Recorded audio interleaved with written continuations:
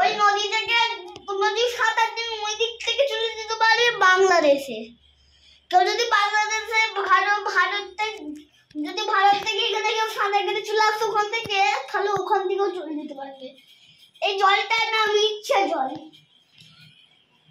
ইচ্ছে পুরান জল।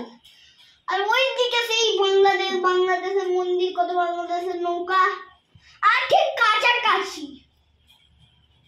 আর আমরা এখন ভারতের পাশে, ওইখানটা গেলেই যুদ্ধ হচ্ছে না, আমরা দেখিনি তো। আমরা এখন বাংলাদেশে এসেছি।